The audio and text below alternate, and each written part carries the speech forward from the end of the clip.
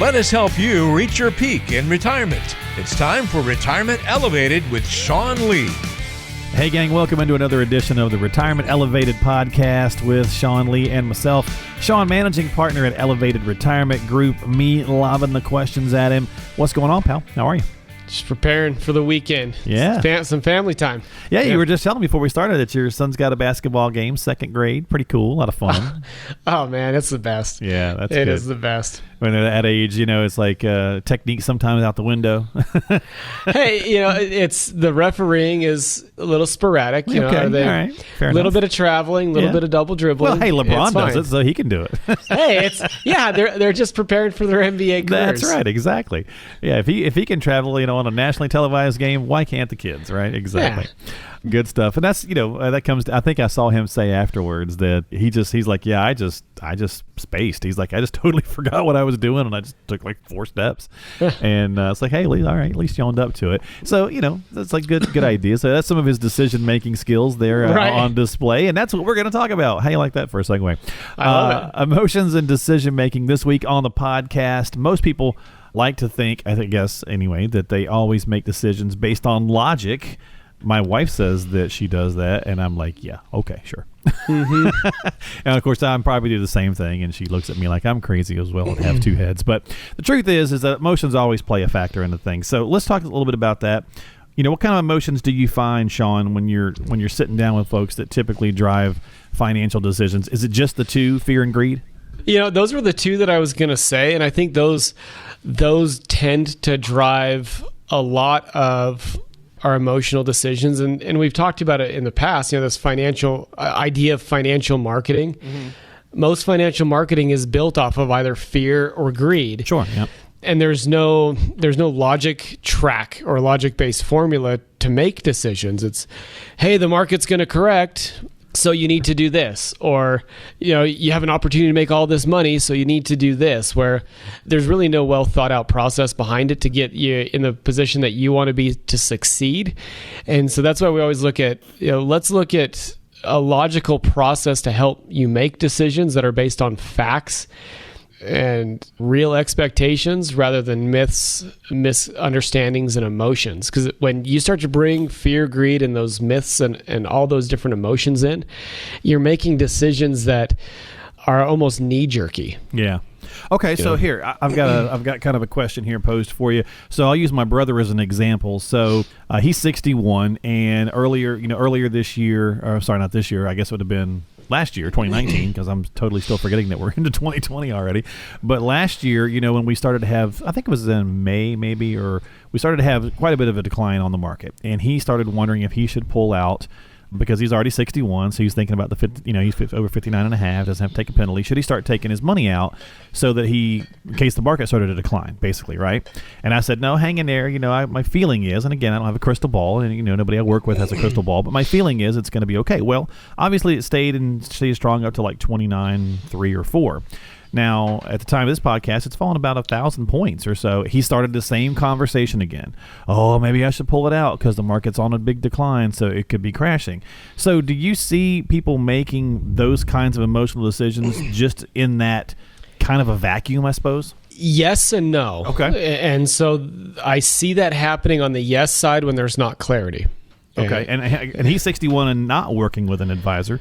He would work with you, but we're in a totally different state. But when there's not clarity and you don't have a clear path and you don't know how all the pieces are working together, exactly. Then it's like, oh my gosh, the markets are going down. So I should just can't pull my go money out. Yeah. Yeah, and then those I say no when it comes down to those people that have a clearly defined path. They understand what's going on inside of their plan, but more importantly, they understand how they're going to generate their income. And to give you an example, I had a review today with a couple, and we sat down, and their plan we put their plan in motion about 1.5 years ago. And so we put all the income pieces in, we put all the investment strategies in place, we finalized the tax withdrawal strategy and so on. And now it's getting to the point to where they're getting ready to retire. They have 3 months left of work, and they're done like May 1st. And so they said, Sean, we're a little nervous. Same thing, the coronavirus. Okay, like the media is blowing that out, but then we saw on recently a 450-point loss day and then over 500-point loss day. Right. And so those emotions kick in, like, well, what's going to happen to my plan? So as we reviewed, we said, okay, here's your income sources. You've got Social Security, you've got your pension. Remember this annuity piece that we put in to provide a little bit of security on income side. And then, by the way, on the back end, to add another piece in, your investment strategy is dividend producing, and it will provide this much cash flow and income to you over and above what you need, if you need it. Now, just by doing that, they remembered that they had a good plan and they're in shape. But just by adding in and walking through, these are the sources of income, and then here's the safety lever of cash flow if you need it down the road. Mm-hmm. I was like, do you want to go through the markets now and talk about it? Nah, Sean, it's fine. We understand. We're good. Right. So a little clarity, a little reassurance, and it's like, yes, okay, that's right. Here's the path we're on. We need to hold with that path. Right. Yeah, I gotcha. There's where my income's coming from. I don't need to freak out. The light bulb. And if you think about it, if you're producing dividends in your investment strategy, right, and you're not using those dividends, well, if the market corrects, you're just going discount shopping. Your dividends are purchasing up more shares, which in turn leads to a higher dividend pool, which in turn leads to a little bit more potential income. And so I like to add dividends in just to provide income, one, but then, hey, if you've got a dividend pool that's creating $30,000 a year of dividends, that's $30,000 of extra cash that's being reinvested for you that you didn't have to put into your portfolio. Gotcha. Okay. Well, let's flip it on the other side here before we jump out of this week's podcast. And so are there some times when it could, so as we're talking about emotions and decision making, are there any times when it can be appropriate to factor in those emotions and bring them in? The first thing that I would think of almost is people saying something when it comes to the house, because maybe you've got a lot of emotions tied into the place you've been living for, let's say, 30 years and where you raise the kids and all that stuff. But what are some other things you think? Kind of the heart versus head mentality, and when should we bring emotions in? And I look at it. I look at it as the property. Should you downsize? We're going through this right now with family. One person wants to move, the other doesn't, and there's an emotional connection to the home. Sure. And one wants to downsize, the other wants, hey, I want to stay in this property. This is where we raise the kids. Grandkids get to come over here. And so there's a battle there about what's best financially, but then also what's comfortable. The other one that I see a lot is, well, what if I just work one more year? I'm super stressed out, but what if I work one more year? Okay. Well, logically, it's like, well, you're better off financially. You have one more year of work. True. You get to save a little bit. But on the flip side of that, what is that 1 year really worth to you? Especially when you mention the word stress, right? If that's really how much is that weighing on you? Yeah, if you're making $60,000 a year or whatever it may be, is a year worth of experience and life worth the $60,000? That's a good point. If you know that you can retire, so that's what emotion. If the plan is there's put in place, $60,000 worth of memories in there, right? Yeah. Yeah, and is it worth the heartache, the headache, the emotional roller coaster that's coming with work? Or you just say, you know what, I'm done. I can retire. I have the incomes that I need, and I don't need to actually save whatever I'm saving because my retirement's in good shape. Gotcha. Yeah. So there's a lot of little things you can factor in there, and you go, is it really worth that? But maybe it is worth it. That's a place where you could consider the emotions and saying, okay, let's go ahead and weigh that in on this whole financial conversation.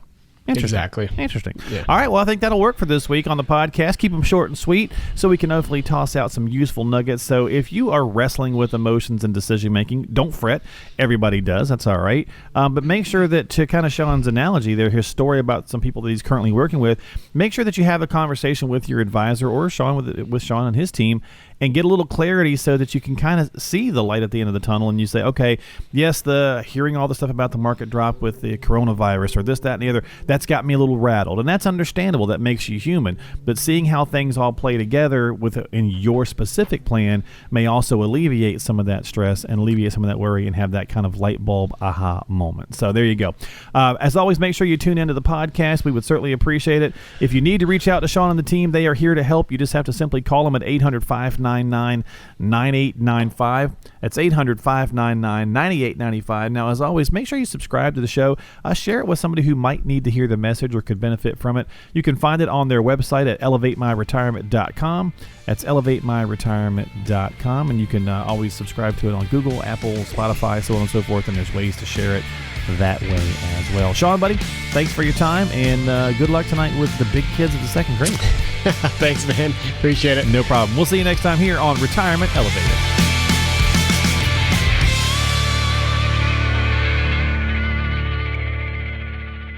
Investment advisory services offered through Elevated Capital Advisors, LLC, and SEC registered